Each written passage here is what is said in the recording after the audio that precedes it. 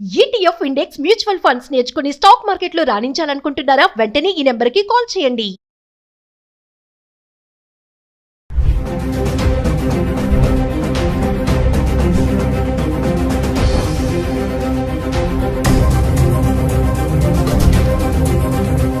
నమస్తే, welcome back to Suman TV. ప్రస్తుతం మనతో పాటు ఉన్నారు analyst, TEDx speaker, legendary award winner in real estate doctor Nandi Rameshwar Rao గారు. సార్తో మాట్లాడదాం. నమస్తే సార్. సార్, ట్రంప్ మనం చాలా వీడియోస్ చేస్తూనే ఉన్నాం. ఇప్పుడు రీసెంట్గా చూసుకుంటే H1B వీసా రూల్స్లో మార్పులు చేర్పులు జరుగుతున్నాయి. ఇంకా డిపెండెంట్ వీసా ఎవరైతే ఉన్నారో వాళ్ళకి కొంచెం టెన్షన్ అని చెప్పేసి అంటున్నారు. డిపెండెంట్ వీసా ఉన్న వాళ్ళు మరి రెన్యువల్ చేసుకుంటే చేసుకోకపోయినా వచ్చే ప్రమాదాలు ఏముంటాయంటారు ఒకసారి? ట్రంప్ వచ్చిన దగ్గర నుండి చాలా మందికి గుండెల్లో రైలు పడరు. ఇంతవరకు ఇండియాకి పరిగెట్టి ఇప్పుడు అమెరికా వరకు కూడా పరిగెడతారు. ఎందుకంటే ఆయన ప్రెసిడెంట్ అయ్యి దాదాపు 2 నెలలు hours. I think 20 correct 2 months అనుకుంటా. 21 ఇవాళ 21 కదా. So 2 months correct time set అయింది. ఈ 2 months లో కొన్ని అలజడులు బాగా క్రియేట్ చేశాడు. ఏంటంటే మనం చెప్పుకుంటూ వచ్చి ఒకసారి రిపీట్ చేయడానికి, బర్త్ టూరిజం మార్చాడు, వీసా ప్రొసీజర్ మార్చాడు, లాటరీ సిస్టమ్ మార్చాడు, పార్ట్ టైం జాబ్స్ మార్చారు, ఇల్లీగల్ అది మాత్రం పాజిటివ్ గా తీసాడు. ఆ పాయింట్ వరకు ఇల్లీగల్ ఇమిగ్రెంట్స్ ని తీసేయడం కరెక్ట్. ఎందుకంటే ఆయన ఓట్లు గెలిచిందే ఆ పేరు చెప్పి చేశాడు. మేము ఇల్లీగల్ బయట వాళ్ళని పంపించేస్తాం, ఎవరైతే క్వాలిఫైడ్ కదా, ఎవరైతే స్కిల్డ్ లేరో వాళ్ళు పంపించేస్తాం, ఆ ఓట్లో ముందే చెప్పాడు ఆయన. సో అది ఆయన కంట్రీ కోసం ఆయన స్వార్థం ఉన్నట్టు తప్పలేదు. మిగతా కొన్ని డిస్టర్బెన్స్ ఉన్నా ఈ ఇల్లీగల్ ఇమిగ్రెంట్స్ అనేది ఏం చేశారంటే దానికి సపరేట్ ఆయన ఏమంటున్నాడు, మన వాళ్ళకంట ఇతర దేశస్తులు ఎస్పెషల్లీ ఇండియా వాళ్ళు బాగా ఎక్కువ సంపాదించి మంచి పొజిషన్స్ ఆక్యుపై చేస్తున్నారు, సీనియర్ పొజిషన్స్. బిజినెస్లో కూడా కన్సల్టెంట్స్ కూడా మన దగ్గర మన వాళ్ళు ఎక్కువ అరేంజ్, రెస్టారెంట్స్ కానీ, హోటల్స్ కానీ, మిగతా హాస్పిటల్స్ కానీ, ఇంజనీరింగ్ ఇన్స్టిట్యూట్ కానీ, అందరూ కూడా అమెరికన్స్ కంటే మనం బాగా పోయింది. Because our IQ level is very good compare to other literacy in India. North ఇప్పుడు వెళ్తున్నాను నేను, బీహారు, యూపీ చూస్తే లిటరసీ ఉంటుంది అక్కడ 5-10% ఉంటే ఎక్కువ. మనం 90% లిటరసీ ఉంది యాక్చువల్గా విలేజ్లు బట్టి తీస్తే. నేను ఒక డిఎల్ఎఫ్ అనే కంపెనీ లాంగ్ వే ఒక క్యాప్షన్ పెట్టేది, every 4th engineer from America is from India, in America is from India. Every 4th engineer from India is from south, every 4th engineer from south is United UP and AP and Telangana. అది మన history. అంటే ఇంజనీర్కి అంత respect. అట్లనే doctor. ఈ విధంగా చూసుకుంటే Trump గారు ఏమంటారంటే, ఎంతవరకు మన ఇండియాని ఎంచుకోవడం కారణం, ఇండియా కానీ, చైనా కానీ, మెక్సికో కానీ, పనామా ఇవన్నీ కూడా ఎందుకు, our labour cost is very cheap. $10 $15 గంట ఇస్తే పని చేస్తాం. అదే పని సేమ్ వర్క్ $50 ఇవ్వాలి కంట్రీ. అంటే $50 వర్సెస్ $10, 40 అంటే 80% సేవింగ్ మనకు జాబ్ ఇచ్చిన్నారు. కానీ అక్కడ ఏమైందంటే ఈ ఫేక్ సర్టిఫికెట్స్, కన్సల్టెన్సీ ద్వారా మ్యానిపులేటింగ్, డబ్బులు ఇచ్చి వెళ్ళడం, గ్యామ్లింగ్, ఇవన్నిటిలో అవుట్పుట్ పడిపోతుంది. అక్కడ వాళ్ళు కూడా ఎఫిషియన్సీ పడిపోయి, ఇప్పుడు మంచి యాంకర్లు అయితే సుమన్ టీవీకి వ్యూస్ రావు కదా. వ్యూస్ రానప్పుడు మీకు రెవెన్యూ ఉండదు, రెవెన్యూ అయితే మీరు తీసేయాలనుకుంటారు. అదే మీరు మంచిగా చేస్తుంటే మీకు ఇంకా అప్రిషియేట్ చేసి ప్రమోషన్ ఇచ్చి ఇంక్రిమెంట్ ఇస్తారు. అక్కడ కూడా అదేమైందంటే ఈ బయటకు వచ్చింది. దాంతోపాటు మన ఎలాన్ మస్క్ మెయిన్ రీజన్, ఆయన ఉన్న వాళ్ళందరూ H1B వీసాల్లోనే ఉన్నారు. ఆయనకి పవర్స్ ఇచ్చిన తర్వాత మామూలు ఏమీ లేకుండా ఆయన ఇరగొడతారు, చింపేస్తాడు మొత్తం. పవర్ డోజ్ అనే డిపార్ట్మెంట్ మొత్తం ఆయన చేతిలో ఉంది. రామస్వామి పక్కకి వెళ్ళిపోయాడు, వేరే గవర్నర్ ఏదో దానికి పంపించారు. సో ఈయన ఇప్పుడు ఈయన ఏం చెప్తే తానా అంటే తందానా అన్నారు ట్రంప్. ఎందుకంటే ఈయన ఎలక్షన్, ఈయన క్యాంపెయిన్ వల్లే ఆయన పెరిగాడు. సో అక్కడ ఇద్దరికి కొద్దిగా వచ్చి క్లాష్ అనే కాంప్రమైజ్ అవుతున్నారు. ఇప్పుడు ఎలాన్ మస్క్ ఏం చేస్తున్నాడు, ఆయన బిజినెస్ ఎస్టాబ్లిష్ అవ్వాలి, ఆయన ప్రకారం ఆయన లాస్ కొన్ని ఉన్నాయి, ట్రంప్ లాస్ కొన్ని ఉన్నాయి, వీళ్ళిద్దరు కలిసి కామన్ లాస్ కొన్ని ఉన్నాయి.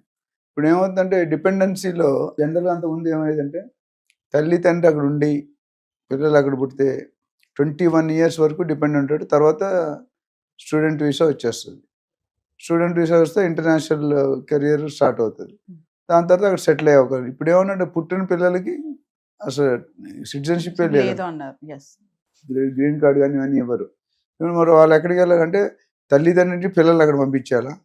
అది అయిపోయినట్టు February 20 వరకు ఏదో డేట్ ఉంటుంది కదా, కోర్టులోనే ఉంది సార్, ఇంకా ఆర్డర్ రాలేదు.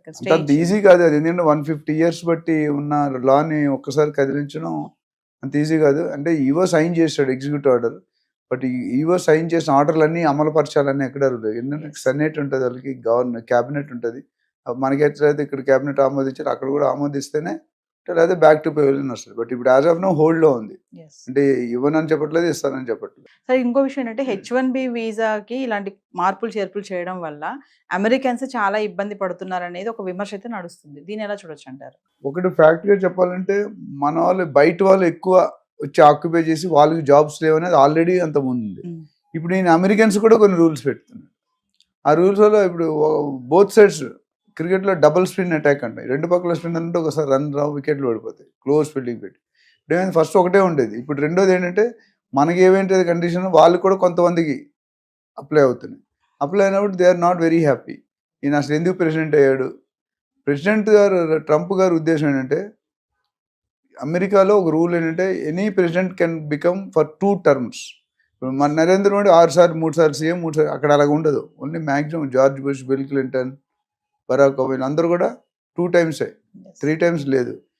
అయితే ఇక్కడ ఈయన రికార్డ్ బ్రేక్ చేసిన ట్రంప్ మధ్యలో ఓడిపోయాడు, ఇప్పుడు ఇచ్చాడు. తర్వాత ఇంకా అది రాదు, ప్లస్ ఏజ్ కూడా అయిపోతుంది, 82 years అవుతాడు. సో నేను మళ్ళీ ప్రెసిడెంట్ అవ్వాలను, నేను ప్రెసిడెంట్గా దిగిపోయే ముందు హిస్టరీని రీరైట్ చేస్తాను, అందుకనే 150 సంవత్సరాల చరిత్ర గల పాలసీని నేను మార్చానంటే చరిత్రలో ఉండిపోతాడు. చాలామంది నేను ఒకసారి చెప్తుంటాను మీటింగ్స్లో, మీరు చదువుకున్న స్కూల్కి కానీ కాలేజీకి కానీ మీరు ఎప్పుడైతే చీఫ్ గెస్ట్కి వెళ్తారో ఆ రోజు మీరు ఆనందంగా ఉంటారు. మీరు జేడి లక్ష్మీనారాయణ చెప్తారు, ఇది IPS ఆఫీసర్, మీరు ఆటోగ్రాఫ్ అడగడం కాదు, మీ ఆటోగ్రాఫ్ అడగాలి. మీరు జనంలో ఒక మెంబర్గా ఉండకూడదు, మీరే రీజన్ అయ్యి జనాలు మీకోసం రావాలి. ఈ పాయింట్ చూసుకుంటే చాలా ఇంపార్టెంట్. అంటే లైఫ్లో ఏదో సాధించినట్టు. మన స్కూల్కి మన చీఫ్ గెస్ట్ అంత అదృష్టం, ఎంతమంది వెళ్తారు?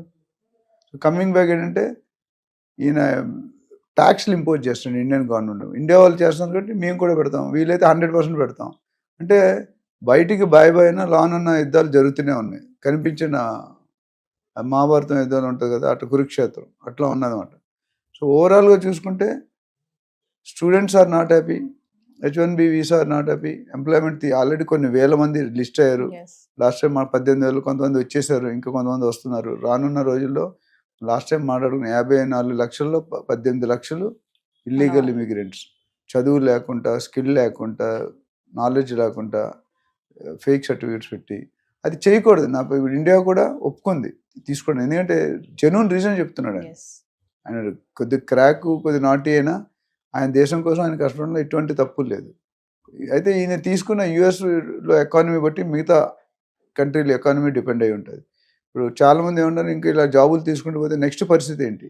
ఈ జాబులు అప్పుడు వాళ్ళకి ఆల్టర్నేటివ్ ఏం చెప్పాడు, మీరు లీడర్స్ని డెవలప్ చేయండి. ఇప్పుడు మీకు టీమ్ లీడర్ ఉన్నాడు, మీ కంపెనీలో CEO ఉన్నాడు, డిఫరెంట్ పొజిషన్స్ ఉన్నాయి. ఎందుకు? Level of hierarchy. అట్లా అక్కడ కూడా లెవెల్ ఆఫ్ హైరార్కీ కొంతమంది లీడర్స్ని అపాయింట్ చేసి డైరెక్టర్గా, వాళ్ళని ఇండియన్స్ బయట ఆ పొజిషన్ భర్తీ చేయడానికి మీరు టీం డెవలప్ చేసి ట్రైన్ చేయండి అంటున్నాడు. అంటే ఇది వెరీ క్లియర్ దట్ ఇప్పుడు ఈ doesn't want others to come. కొత్త వాళ్ళు వెళ్ళడం అనేది కళ. 2010-11 తర్వాత అప్లై చేసిన వాళ్ళు ఎవరికి లక్షల్లో వెయిటింగ్ ఉంది, ఎవరికి వచ్చే దాఖలాలు లేవు. అంతకుముందు 2010 ముందు వెళ్ళిన వాళ్ళు బతికిపోయారు, వాళ్ళకి ఛాన్స్ లేదు. Waiting list too much. మా సెకండ్ అవార్డు క్లబ్ అని ఉంది మారేడుపల్లిలో, 30 years వెయిటింగ్ లిస్ట్. ఇవాళ అప్లై చేస్తే మీరు 35 అనుకోండి, 40 అనుకోండి, 70 సంవత్సరాలు అప్పుడు మీరు ఏవే ఎంజాయ్ చేస్తారు. బట్ ప్రీమియం క్లబ్, ఇండియాలోనే one of the top most club. అక్కడ వచ్చే వాళ్ళు కలెక్టర్లు, IPS, బిజినెస్లోనే MDs వాళ్ళు వస్తారు. సో ఓవరాల్గా చూసుకుంటే ఇది ఇంపాక్ట్ అనేది కొద్దిగా పడుతుంది. ఎందుకంటే ఇప్పుడు ఆల్రెడీ US ఎంప్లాయ్మెంట్ తిరిగి వచ్చిన వాళ్ళు, కొంతమంది స్టూడెంట్ వీసాలో మనం లాస్ట్ టైం అడుగున్నాం OPT, అందులో రూల్స్ మార్చాడు, లాటరీ సిస్టమ్ రూల్ మార్చాడు, వీసా రూల్ మార్చాడు, ప్రొసీజర్ మార్చారు, ప్రీమియము, నార్మల్, ఆర్డినరీ. సో ఇవన్నీ చూసుకుంటే ఇంపాక్ట్ అనేది ఇండియా మీద డెఫినెట్గా కొద్దిగా పడుతుంది. ఇప్పుడు ఏమంటారంటే మీరు కానీ ట్యాక్స్లు తగ్గించకపోతే మేము డబుల్ ట్యాక్సేషన్ చేస్తామని చేస్తున్నాం. అట్లానే ఇప్పుడు పెట్రోల్ కానీ, డీజిల్ కానీ, ఆయిల్ ఇవన్నీ కూడా మిగతా దేశంలో ఏవైతే వాళ్ళు ఇంపోర్ట్ చేసుకుంటున్నారో అది కూడా ఇక్కడ డెవలప్ చేయమన్నాడు. అమెరికాలోనే డెవలప్ చేయడం వాళ్ళు తీసుకోం. డెసిషన్స్ అన్ని ఎట్లా ఉన్నాయంటే కొద్దిగా హార్ష్గానే ఉన్నాయి. సో ఎంతవరకు దారితీస్తుందో మనకు తెలియదు. ఏదేమైనా సార్, ట్రంప్ వచ్చిన 2 నెలల్లోనే చాలా ఆయన పరిపాలన ఏం సరిగా లేదు అని చెప్పేసి అమెరికన్స్ నుంచి కూడా ఒక విమర్శ అయితే నడుస్తుంది. దాన్ని ఎలా చూడొచ్చు అంటారు? ఇప్పుడు అది నేను 100% అగ్రీ అవును. ఒక గవర్నమెంట్ వచ్చినప్పుడు అపోజిషన్ ఎన్నైనా చెప్తారు. ఇప్పుడు మీ ఛానల్సే కొన్ని ఉన్నాయి, పేర్లు చెప్పాం. కొన్ని ఛానల్స్ బీజేపీ సపోర్ట్ చేస్తాయి, కొన్ని ఛానల్స్ కాంగ్రెస్ సపోర్ట్ చేస్తాయి, కొన్ని ఛానల్ వైసీపీ, ఏదో ఉన్నాయి. సో ఫర్ ప్రో అండ్ రెండు పక్కల వయసు వరుస ఉంది. కొంత అయితే మార్కెట్లో నడుస్తుంది వాస్తవమే, బట్ కొన్ని మంచి పనులు ఎవరు చెప్పట్లేదు కదా, ఓన్లీ చెడ్డ పనులు చదువు. అమెరికా అంటే ఇంతవరకు ఇతర దేశాల మీద యాక్షన్ తీసుకున్నాడు, ఇప్పుడు ఏంది అమెరికన్స్ మీద కూడా యాక్షన్ బౌన్స్ బ్యాక్ అవుతున్నారు. సో దానివల్ల it's not a good sign. But maybe నీకు తెలిసి ఒక 6-7 నెలల్లో పరిస్థితి అయితే అటైనా వెళ్తుంది, లేదా ఇటైనా వెళ్తుంది. ఇటు వెళ్తే బాగుపడతారు, అటు వెళ్తే కొద్దిగా లేకపోతే. You have to wait and watch. Thank you sir. Thank you.